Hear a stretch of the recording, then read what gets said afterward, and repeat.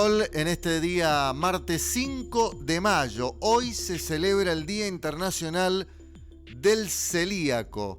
Y vamos a hablar con la doctora María Eugenia Muñoz, que es licenciada en nutrición e integra el programa Ser Celíaco de OSEP. ¿Cómo le va, doctora? Hugo Lombardi la saluda, el gusto de escucharla, buen día.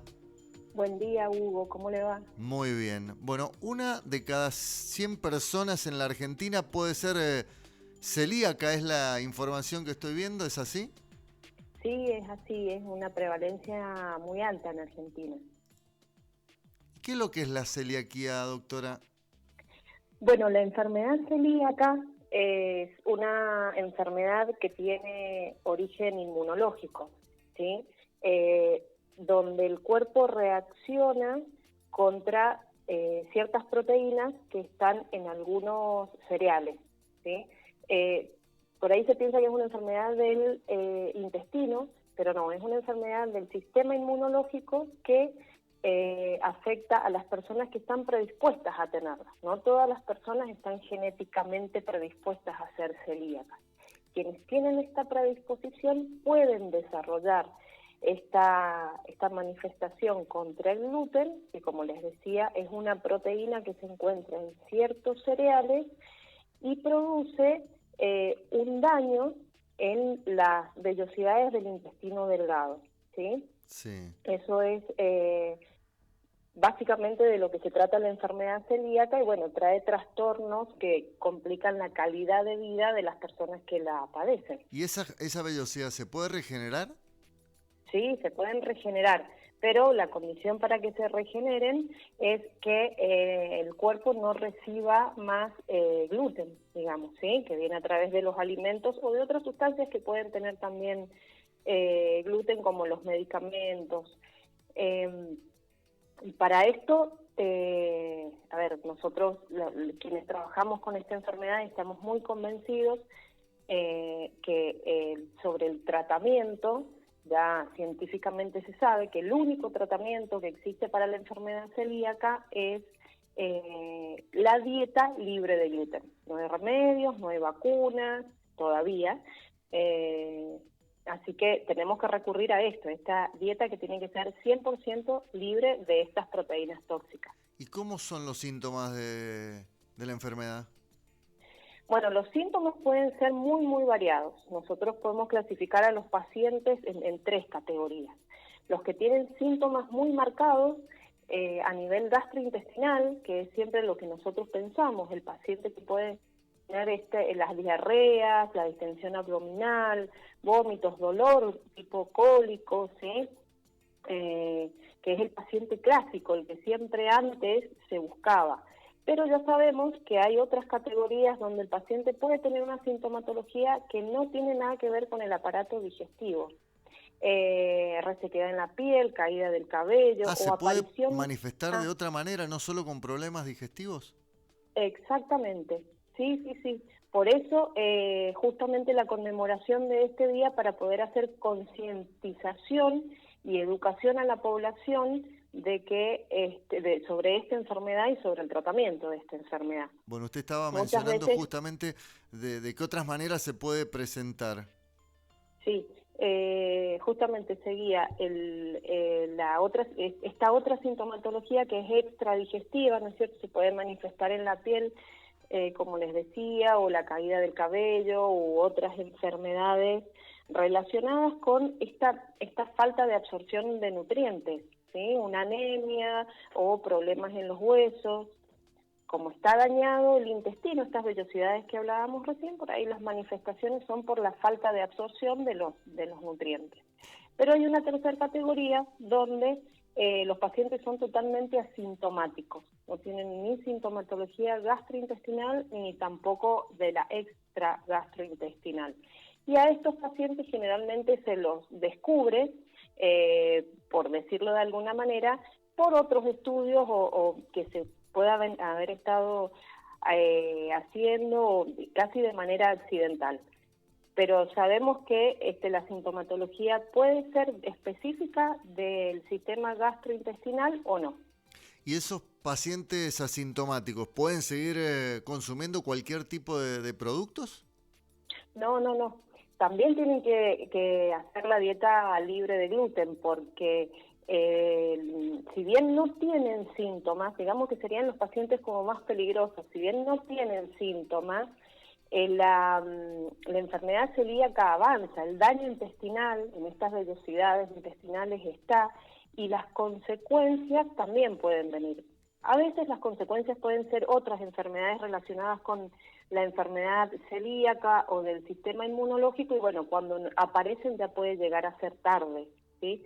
Con esto yo no quiero asustar a la población, sino contarles cuáles son las manifestaciones de esta enfermedad. Doctora, ¿y ese daño de la vellosidad que usted hace mención puede Sí, causar un cáncer de intestino? sí, es baja la probabilidad, pero sí puede ser. Tenemos algunos pacientes que los hemos visto con algún tipo de linfoma, pero sí, puede ser. ¿Y esta enfermedad se trata o se cura? Se trata, no es una enfermedad que tenga cura. El tratamiento, como les decía recién, es la dieta 100% libre de gluten. Porque como vuelvo a repetir, es una enfermedad inmunológica. Si el gluten vuelve a entrar en contacto dentro del organismo del paciente celíaco, se genera de nuevo esta reacción inmunológica donde hay anticuerpos que van y atacan al gluten. Entonces, si tenemos un paciente que puede hacer, que hace efectivamente la dieta, pero tuvo consumo o contacto con el gluten, desencadena de nuevo esta reacción y el daño en las vellosidades. Así que no es una enfermedad que tiene cura, pero los pacientes que realizan la dieta estrictamente son pacientes que pueden llevar una vida totalmente normal, con una calidad de vida similar a la población sana. Es decir, hacer deportes, cualquier tipo de actividad, no van a tener ningún tipo de inconveniente respetando la Exact, dieta. exactamente, sí.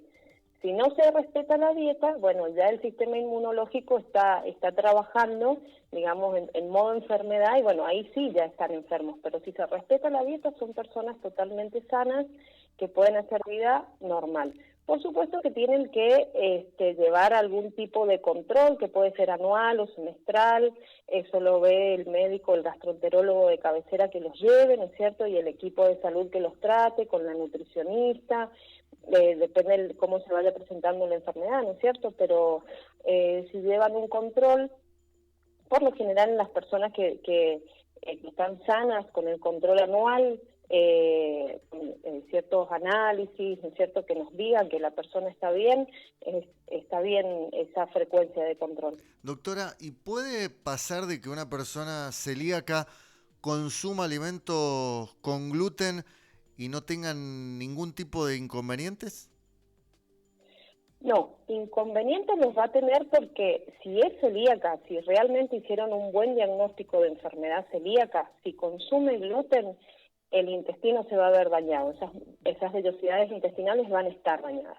Puede ser que no presente síntomas y ese paciente nunca se dio cuenta que consumió gluten, ¿sí? Sí. Que es lo que hablábamos recién, pero el daño intestinal está. Por supuesto que si este consumo de gluten es sostenido en el tiempo, van a aparecer otras consecuencias.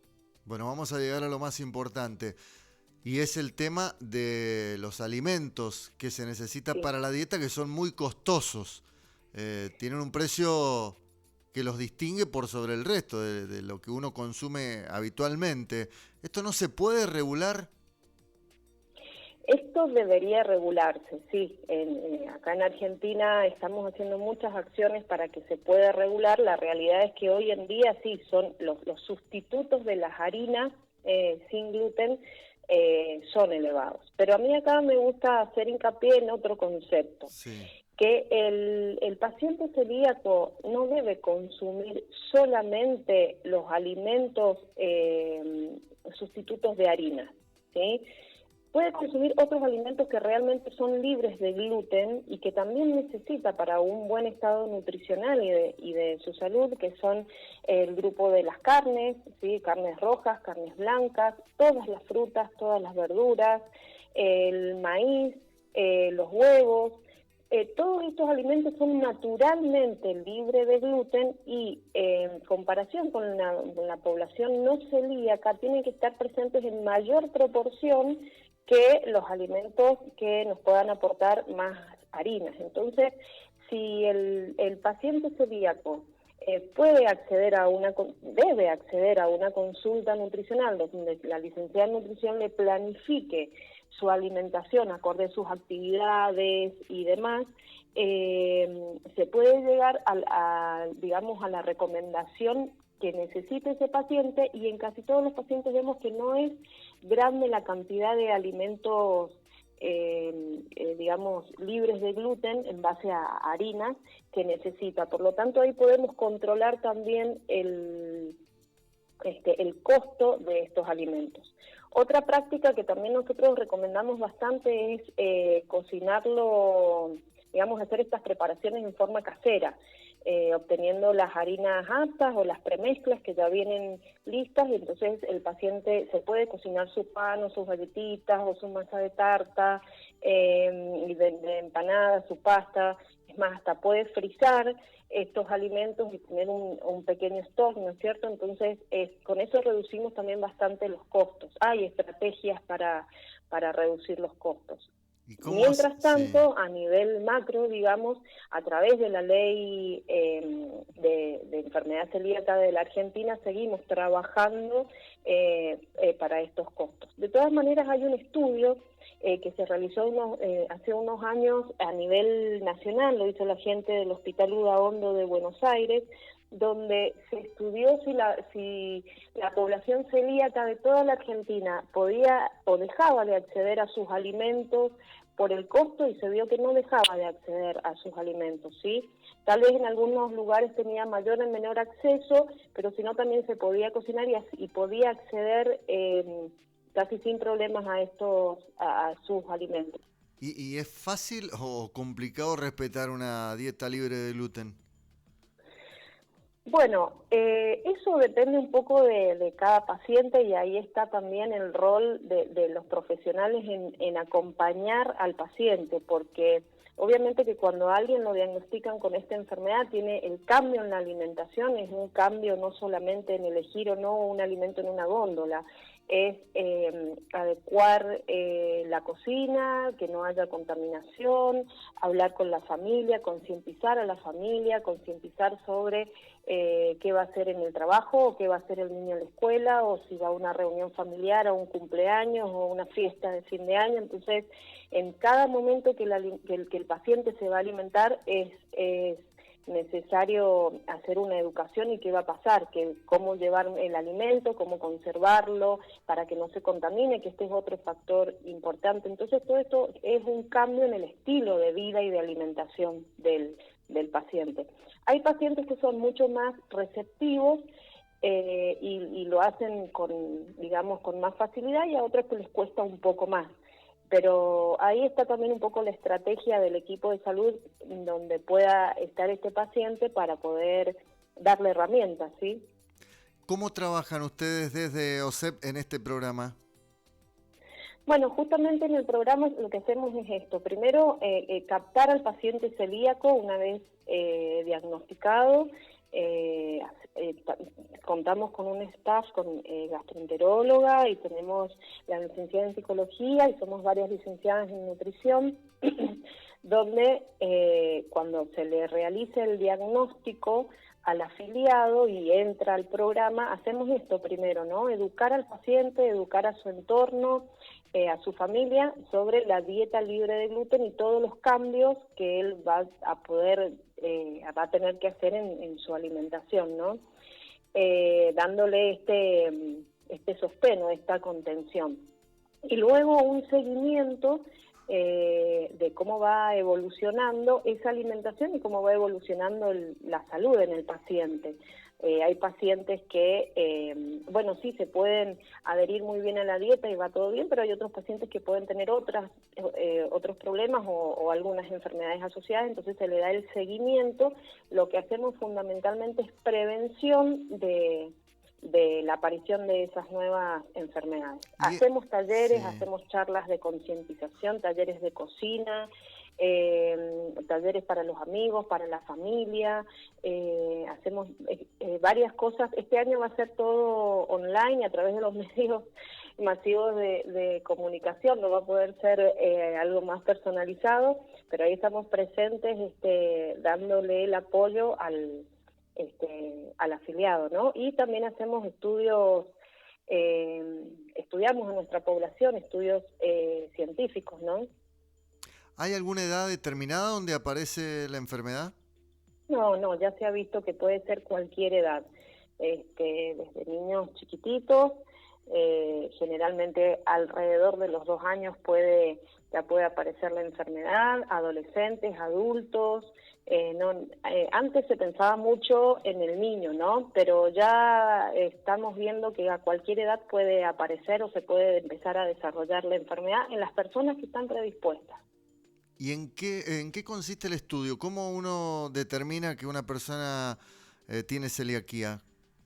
Bueno, primero se hace un estudio de sangre para ver si están presentes estos anticuerpos que atacan al gluten, ¿sí? Si están presentes estos anticuerpos en una persona que tiene los síntomas o que se puede sospechar a través de otra enfermedad, como les decía hace un ratito, y personas que no tienen síntomas gastroenterológicos, pero ya el médico está bien capacitado para sospechar, entonces se le somete a este análisis de sangre, un análisis bioquímico normal, donde se pueden detectar estos anticuerpos. Si dan positivos estos anticuerpos, al paciente hay que hacerle una biopsia intestinal para verificar que exista daño intestinal. Si existe ese daño intestinal donde las vellosidades están dañadas, ahí se diagnostica, ¿sí? Siempre, obviamente, con la mirada del médico, porque puede ser que ese daño intestinal esté dado por otras enfermedades o que los anticuerpos también estén elevados por otras enfermedades. Entonces acá, por supuesto que la capacidad del médico va a ser quien confirme o descarte la enfermedad. Pero esos serían los pasos.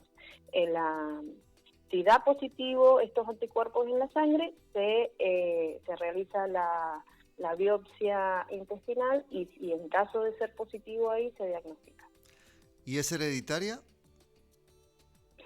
Es hereditaria en familiares de primer y segundo grado, puede ser hereditaria, sí. Lo que no se puede es prevenir. No se puede prevenir, pero una persona que pueda tener, digamos, la predisposición genética puede ser que desarrolle la enfermedad o puede ser que en toda su vida no la desarrolle, ¿no? Esto no lo podemos predecir. Una vez que está instalada la enfermedad, bueno, hay que hacer el tratamiento. Doctora, ¿y por qué hoy 5 de mayo es el Día Internacional del Celíaco? ¿Por qué Bueno, se eligió esta el fecha? día lo elige la Organización Mundial de la Salud. La verdad que no sé por qué eligió ese día, pero con todas las enfermedades, la Organización Mundial de la Salud lo que pretende es hacer esto, ¿no? Concientizar y educar a la población sobre estas enfermedades, justamente para realizar prevención, para que no lleguemos tarde a las consecuencias. Más que el día de la enfermedad, lo que se hace es conmemorar a la enfermedad, hacer un recordatorio, concientizar y educar. Y la pregunta es, ¿en algún momento esta enfermedad se conocía con otro nombre, estaba oculta detrás de otra enfermedad? Porque es muy nuevo tal vez para muchos conocer este término de la celiaquía. Sí, no es tan nuevo, tiene obviamente todo un proceso de conocer la enfermedad. Esto ya en los años 1930, 1940 ya se veía, tenemos documentación de los médicos que estudiaban, digamos que observaban y anotaban cuáles eran los síntomas y haciendo experimentos a ver justamente cómo era lo que se presentaba y lo que ellos veían eran diarrea, personas y niños, especialmente en esa época con el abdomen muy abultado. Entonces asociaron que podía tener en relación con los alimentos y empezaron a ver, bueno, si come esto, si no come aquello. Y lo que se vio en la Segunda Guerra Mundial es que los digamos, la gente que tenía este trastorno, al estar privada de los alimentos, mejoró la sintomatología. No mejoró en general porque en realidad al no estar bien alimentados se desnutrían, ¿no? Pero sí mejoró esta sintomatología y observaron que era justamente por no comer el pan. Entonces, después de terminada la guerra, se siguió estudiando qué pasaba y sacaron el pan y otros alimentos que podían tener gluten y vieron que esos pacientes mejoraron. Y bueno, ahí empezó a evolucionar, a seguir evolucionando, digamos, el estudio de esta enfermedad hasta que con la tecnología se pudo determinar a través de los análisis y demás, que era esta fracción proteica que nosotros le llamamos gluten, esta proteína que se encuentra en el trigo, la avena, la cebada y el centeno, ¿no? Y se le fue dando forma a la enfermedad, pero hace ya bastantes años que se sospecha y se estudia esta enfermedad. Bueno, lo que hay que evitar es la contaminación del gluten con los alimentos, eso es clave, es fundamental. Sí, exactamente. No solamente la dieta libre de gluten es lo importante acá, sino los alimentos que no contienen gluten, que no se contaminen, ¿no? Con gluten, que digamos que es un gluten invisible. Cuando un alimento está contaminado, a ver, vamos a dar un ejemplo, tal vez una fruta o alguna galleta sin gluten, una vez que está en nuestro hogar, en realidad antes de que esté en nuestro hogar, desde que es producida hasta que lo vamos a consumir, lleva todo un proceso donde hasta que está en la góndola y nosotros lo tomamos, el Estado y los supermercados, ¿no es cierto? El mercado nos asegura que va a estar libre de gluten. Para esto hay una asociación, no una asociación, sino la ANMAT, que es la Administración Nacional de Tecnología de Medicamentos y los Alimentos, que pone a partir de la ley de celiaquía en Argentina un montón de instrumentos, digamos, para asegurarnos que esos alimentos lleguen a nuestras manos sin gluten. Pero también tenemos que tener en cuenta, una vez que llegamos a la casa con esos alimentos, que no se nos contaminen, que no haya, por ejemplo, harina de trigo en nuestra casa. Sabemos que las harinas son volátiles, entonces si estamos manipulando harina con gluten en la misma cocina donde vamos a preparar los alimentos para el celíaco, es muy probable que se contaminen y ni siquiera los veamos, y esas trazas de gluten puedan ya dañar nuestras velocidades intestinales.